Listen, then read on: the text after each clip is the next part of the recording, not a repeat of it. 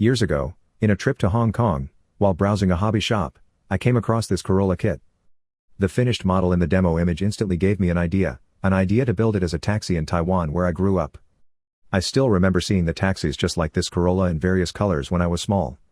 It is so until the early 1990s that taxis are required to bear color yellow by regulations. And since then, Taiwan taxis have a similar appearance to yellow New York taxis. By the early 2000s, more taxi operators chose to leave both bumpers, side mirrors, and door moldings in the original color as allowed. I once built a 2005 Lancer as a Taiwan taxi in that manner, but this Corolla would come from a time when the taxi color requirement hadn't existed.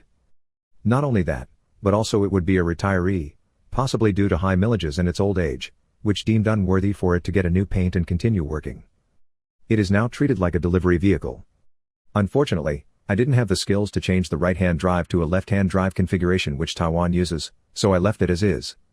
I could have mirrored all the markings, and flipped the photo or video in the post so that the markings would look normal with the steering wheel on the left.